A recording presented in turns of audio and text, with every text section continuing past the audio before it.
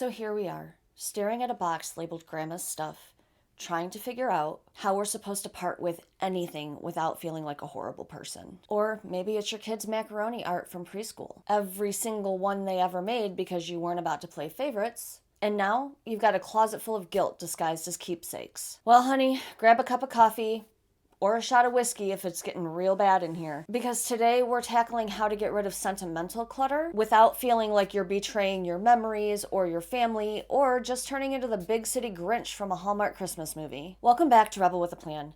I am Dakota Rebel, your emotional baggage Sherpa for the evening. Let's sort through those boxes, free up some space, and talk about how to honor your memories without drowning in them. Sentimental items aren't just things. They're time capsules. They hold memories and stories, and sometimes the weirdest little fragments of identity. Like, who knew that chipped mug could make you feel like you're letting your aunt down if you even dare to think about letting it go? But here's the truth. It's not the object that holds value. It's the memory tied to that object. That chipped mug is not your aunt. It's just stoneware. It won't cry if you let it go, and it certainly won't haunt you once you do, unless your aunt was a little spooky, in which case it might be nice to see her again. If the thought of decluttering sentimental items sends you into a mental spiral, I highly recommend starting with low stakes items, like that generic Christmas card that's postmarked 2012. You can tell when I'm talking about myself or to myself when I get weirdly specific, huh? The point is, you don't have to start with which one of your grandma's handmade quilts you're gonna keep and which ones you're gonna let go. This is a warm-up. You wouldn't run a marathon without stretching, would you? Maybe you would. I don't know. I don't know you. Personally, I just hop around for about 5 minutes and call it good.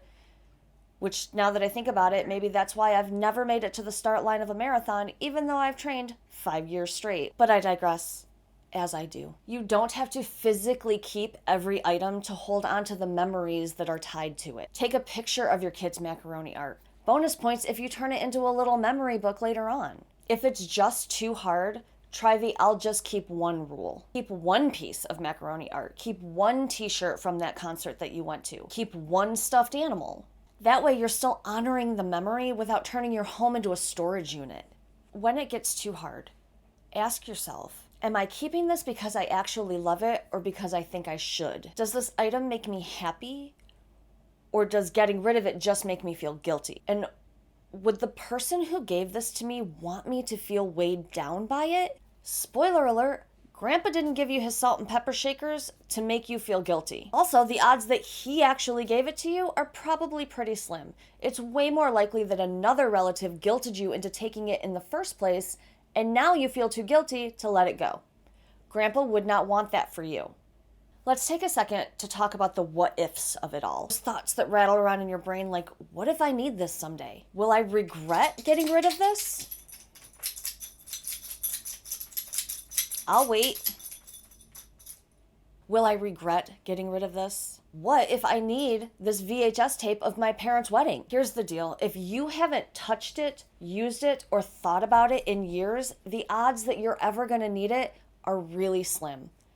And if that day does come, it will still be okay. We are human, and we are allowed to move forward without carrying everything from our past. I hate to have to do this in the middle of what's a more somber video, but I gotta make a Labyrinth reference here.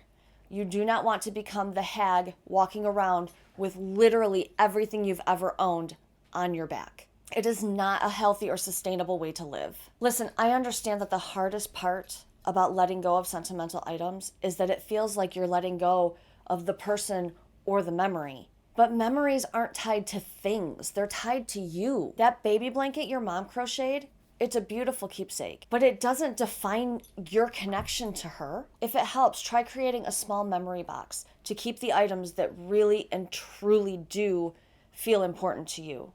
But the object here is small. Think shoebox, not shipping container. And let's move into the guilt of letting go of things that belonged to your kids when they were younger. It's tough because those tiny shoes and those fingerprint turkeys make you feel like you're holding them as babies again. But here's the thing. Your memories of your kid's childhood are not tied to that turkey. They're tied to the memories of the bedtime stories and the hugs and the inside jokes. If it's really hard to let go of these things, try involving your children in the process. Ask them what's meaningful to them. I'm betting it's not going to be much. Plus, if you do this exercise with them, there is a very high probability that they are going to want to take a few things to their own place, thus alleviating you of the guilt of letting it go, but also getting it out of your house. Ask for items that belong to loved ones who have passed away. I'm not going to lie, this is the most difficult thing you're probably ever going to go through. When someone passes away, their belongings feel like that last tangible connection you have to them. But keeping everything is just not sustainable, and they wouldn't want that for you. You're not losing them by letting go of their boots. You're making space to honor them in your life the way it is now.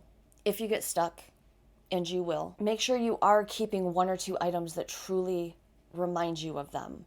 Maybe it's a scarf that they wore all the time, or their favorite book, or even a photo that they took of you during a family trip together. You can try repurposing their items into something useful, taking their t-shirts and sewing it into a quilt, or turning all of their handwritten notes to you into framed wall art.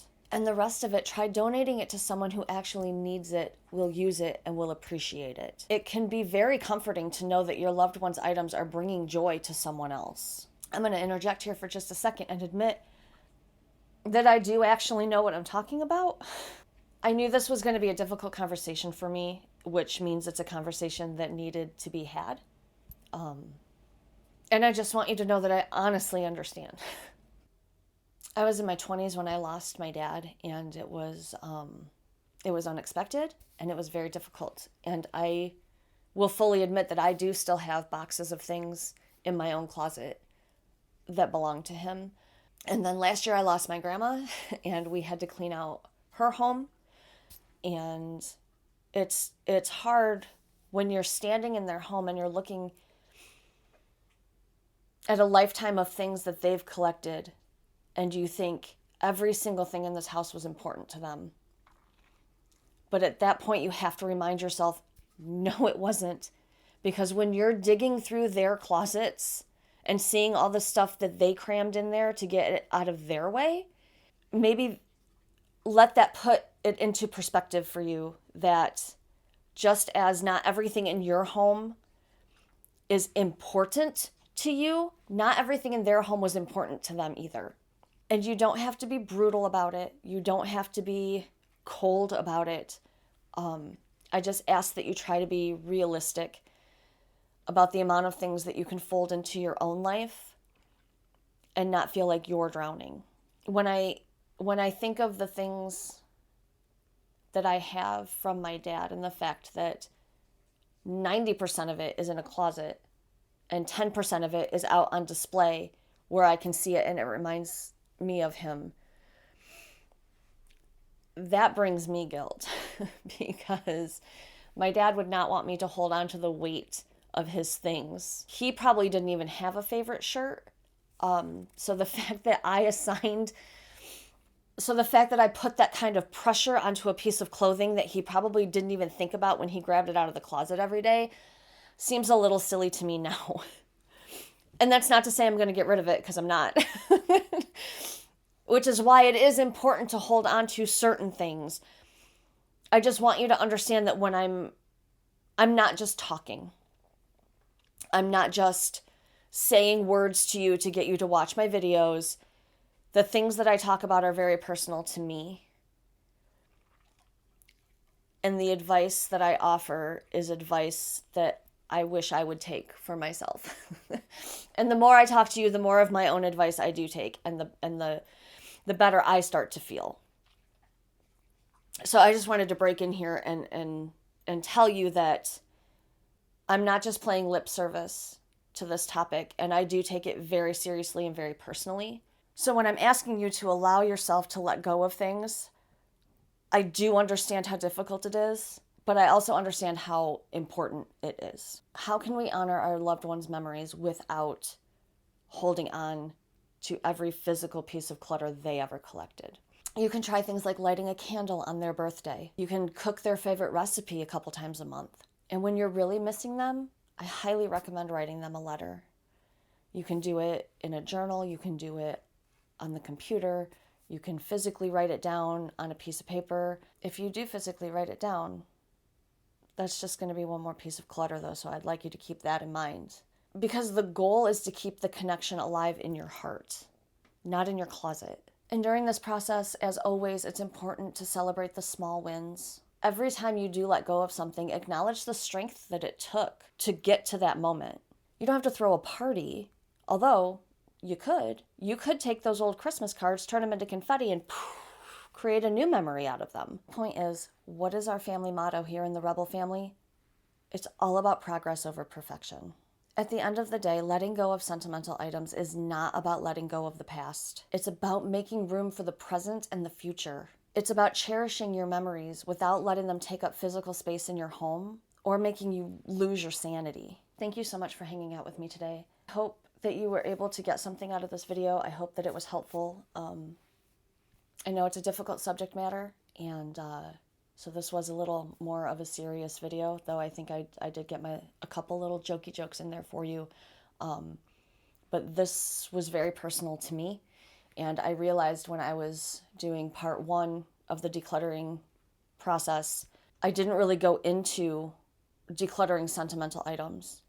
And I felt like it was important to acknowledge how difficult it is, and yet how important it is as well. So thank you for toughing this out with me today. Got a little more personal than I really meant to, but I am who I am, and I am never going to fake it for the internet. And the real ones know me and love me for that. So don't forget to smash all those YouTube buttons for me and leave me a comment about whatever you want. If you want to tell me your story, if you want to share a jokey joke to make us all laugh, if you just want to say hey and leave me a heart, it all means the world to me. So thank you for hanging out with me today. I love you so much. Bye.